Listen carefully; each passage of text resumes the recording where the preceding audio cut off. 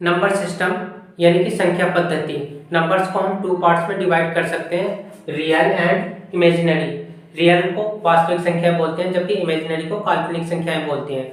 Imaginary number या काल्पनिक संख्या वे संख्याएं होती हैं जिनका कोई अस्तित्व नहीं होता, ये एग्जिस्ट नहीं करती। इसको हम केवल इसकी हम कल्पना कर सकते हैं। रूट के अंदर अगर कोई वैल्यू माइनस में है तो वो काल्पनिक संख्या या फिर इमेजिनरी नंबर कहलाती है। एग्जाम्पल -√2, -√3, ये दोनों नंबर्स जो है वो काल्पनिक संख्या या फिर इमेजिनरी नंबर है।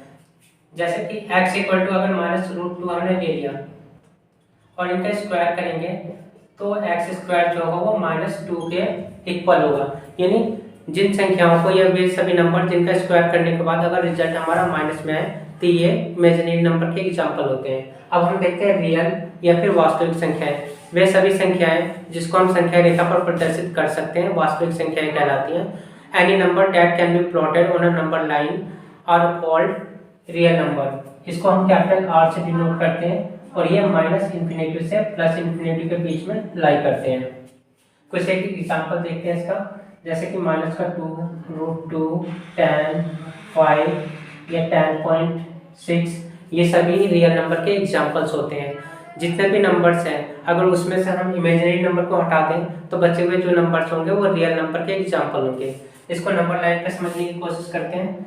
ये 0, 1, 2, 3, 4, -1, -2, -3, कोई भी एक नंबर ले लें जैसे कि 2.5, तो 2.5 2 और 3 के बीच में लाई करेगा। √2 को ले लें तो ये अप्रोक्सीमेटली 1.41 होता है, ये भी 2 और 3 के बीच में लाई करेगा। तो इन सभी नंबर्स को चाहे वो माइनस में हो, -3 यहाँ पे है, तो चाहे वो वैल्यू प्लस में हो, माइनस में हो, रूट में हो, पॉइंट में हो, उन सभी को हम नंबर लाइन पे उसको प्लॉट कर सकते हैं या प्रदर्शित कर सकते हैं। तो ये सभी नंबर जो होते हैं वो रियल नंबर या वास्तविक संख्याएं कहलाते हैं। रियल नंबर को हम दो पार्ट्स में डिवाइड कर सकते हैं, पहला रैशनल और दूसरा इरेशनल। रैशनल यानी कि परिमेय संख्या। Any number that can be written in the form of p upon q is called rational number where q is not equal to 0। यानी उन सभी संख्याओं को हम परिमेय संख्या बोलते हैं जो कि p upon q के फॉर्म में लिखी जा सकती हैं, जहाँ q 0 के बराबर नहीं होना चाहिए। तो इनको हम p upon q के फॉर्म में लिख सकते हैं और q वहाँ पे 0 के बराबर नहीं होना चाहिए। एग्जाम्पल्स देखते हैं, √2, 3/5 या -7/9 या 22/7, ये सभी रैशनल नंबर के एग्जांपल्स हैं। आइए अब हम देखते हैं इरेशनल नंबर या अपरिमेय संख्या। Any number that can not be written in the form of p upon q, यानी जो p upon q के फॉर्म में नहीं लिखी जा सकती हैं वो इरेशनल नंबर कहलाती हैं। रूट के अंदर जितनी भी संख्याएं होती हैं, चाहे वो √2 हो, √3 हो, √5 हो, या स्पेशल कैरेक्टर्स जैसे कि पाई या फिर एक्सपोनेंशियल e, ये सभी इरेशनल नंबर के एग्जांपल्स हैं। √2, √3, √5 या पाई या e, इनको हम इरेशनल नंबर या अपरिमेय संख्याएं कहते हैं। परिमेय और अपरिमेय को समझने के लिए हमें डेसिमल एक्सपेंशन को भी समझने की जरूरत होती है। डेसिमल एक्सपेंशन जो होते हैं वो तीन तरह के होते हैं। पहला होता है टर्मिनेटिंग यानी कि शांत, दूसरा होता है नॉन टर्मिनेटिंग और रिपीटिंग, और तीसरा होता है नॉन टर्मिनेटिंग नॉन रिपीटिंग। तो ये देखते हैं पहले टर्मिनेटिंग को। टर्मिनेटिंग यानी कि शांत, इसके एग्जांपल्स को देखते हैं। जैसे 1/2, अगर इसको हम डिवाइड करें 1/2 को तो 0.5 आएगा, जो कि किसी एक पॉइंट पर पूरी तरह से टर्मिनेट हो जा रहा है, इसलिए टर्मिनेटिंग है, ये शांत है। तो इसको हम p upon q के फॉर्म में लिख सकते हैं, इसलिए ये एक रैशनल नंबर होगा। दूसरे एग्जाम्पल को देखते हैं 1/4, इसको अगर हम 1 को 4 से डिवाइड करें तो 0.25 आएगा, जो कि एक टर्मिनेटिंग का एग्जाम्पल है क्योंकि ये पूरी तरह से कट गया है। तो ये भी एक रैशनल नंबर होगा क्योंकि p upon q के फॉर्म में हम इसको लिख सकते हैं। अब हम देखते हैं दूसरे टाइप को 1/3, अगर इसको डिवाइड करें तो 0.333 और ये 0.333 और ऐसे ही चलता जाएगा, यानी एक पैटर्न को ये फॉलो करेगा। तो ये जो है नॉन टर्मिनेटिंग रिपीटिंग है क्योंकि यहाँ 3 जो है बार बार यहाँ पे रिपीट हो रहा है। इसको हम इस तरह भी लिख सकते हैं 0.3 बार। तो इस तरह की जितनी भी संख्याएं या नंबर्स होंगे वो सभी रैशनल नंबर के एग्जांपल्स हैं क्योंकि इसको हम p upon q के फॉर्म में लिख सकते हैं। अब हम तीसरे टाइप को देखते हैं, जैसे कि 22/7, इसको अगर हम डिवाइड करें तो 0.14159, ऐसे ही ये कभी भी टर्मिनेट नहीं होगा और ना ही ये कभी किसी सेम पैटर्न को फॉलो करेगा, यानी ये नॉन टर्मिनेटिंग नॉन रिपीटिंग है। नॉन टर्मिनेटिंग और नॉन रिपीटिंग को हम कभी भी P/Q के फॉर्म में नहीं लिख सकते हैं, इसलिए यह एक इरेशनल नंबर होगा।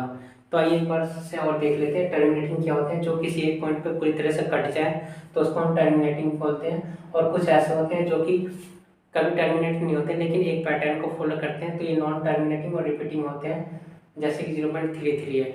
तो ये दोनों ही रैशनल नंबर कहलाते हैं, क्योंकि इन दोनों को हम P/Q के फॉर्म में लिख सकते हैं। जबकि जो तीसरा था 22/7, इसमें 0.14159 और ऐसे ही ये किसी पैटर्न को फॉलो नहीं कर रहे और ना ही कभी टर्मिनेट होगा, तो ये नॉन टर्मिनेटिंग नॉन रिपीटिंग है, इसको नॉन रिकरिंग भी बोलते हैं, और इसको P/Q के फॉर्म में हम नहीं लिख सकते हैं, इसलिए ये इरेशनल नंबर का एग्जाम्पल है।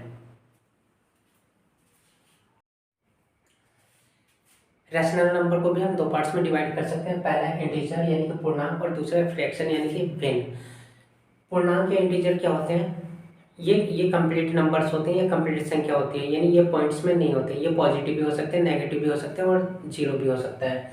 जैसे कि 0, 1, 2, 3, ऐसे ही इधर -1, -2, -3, यानी जीरो के लेफ्ट में देखें तो माइनस में इन्फिनिटी तक हो सकती है, और प्लस में देखें तो जीरो के राइट में देखें तो ये प्लस में इन्फिनिटी तक हो सकती है, और ये कंप्लीट नंबर होती है, पॉइंट में नहीं होती हैं। जैसे कि फ्रैक्शन, अगर फ्रैक्शन की बात करें तो ये कंप्लीट नंबर नहीं होती हैं, ये पॉइंट में होती है, जैसे 1.5 हो गया या -3.9 हो गया, कुछ भी नंबर हो सकता है, प्लस में भी और माइनस में भी। बस ये जो होते हैं ये पॉइंट्स में होते हैं, जबकि ये जो होते हैं वो होल नंबर या कंप्लीट नंबर होते हैं। इंटीजर्स को भी दो पार्ट्स में हम डिवाइड कर सकते हैं, पहला है नेगेटिव और दूसरा होल नंबर। नेगेटिव वो है जो कि जीरो के लेफ्ट साइड में होते हैं, यानी -1, -2, -3 इन्फिनिटी तक, -1, -2, -3 एंड सो ऑन।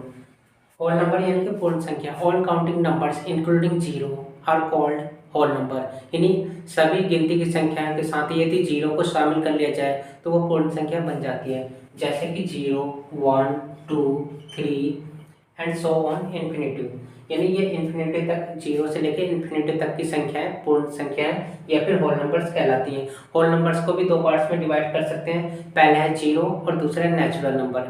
तो नेचुरल नंबर यानी कि प्राकृतिक संख्या, जितने भी काउंटिंग्स के नंबर होते हैं, all counting numbers are called natural number 1 to infinity. अब नेचुरल नंबर्स को भी हम कई पार्ट्स में डिवाइड कर सकते हैं, पहला है सम यानी कि even, any number that is divisible by 2, यानी वे सभी संख्याएं जो कि 2 से पूरी तरह से विभाजित हो जाती हैं, 2 से डिविजिबल हैं पूरी तरीके से, तो वो इवन नंबर कहलाती है। जैसे जो भी 2 के टेबल में 2, 4, 6, 8 एंड सो ऑन। अगर हम ऑड या विषम की बात करें, any number that is not divisible by 2 is called odd numbers, यानी वे सभी संख्याएं जो कि 2 से पूरी तरह से डिविजिबल नहीं है वो ऑड नंबर या विषम संख्या कहलाती हैं, जैसे कि 1, 3, 5, 7 एंड सो ऑन।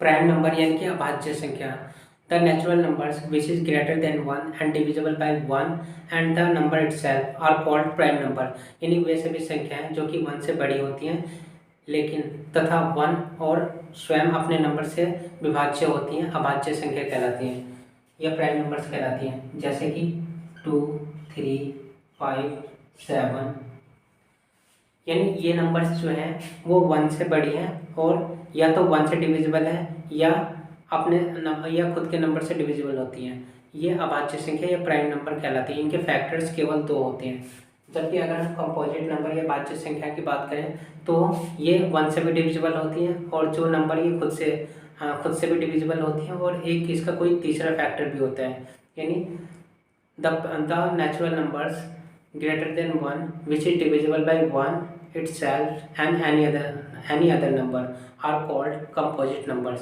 इसके फैक्टर कम से कम 3 होने चाहिए, जैसे कि एग्जांपल में दें 4, 6, 8, 9, 10, 12 एंड सो ऑन, यानी कंपोजिट नंबर्स के फैक्टर या तो 1 होंगे या तो 1 होगा, या जो नंबर जिस नंबर को लिया है वो नंबर खुद, और तीसरा एक और फैक्टर होगा। तो इसके फैक्टर कम से कम 3 होने चाहिए, तो वो कंपोजिट नंबर या भाज्य संख्या कहलाती है।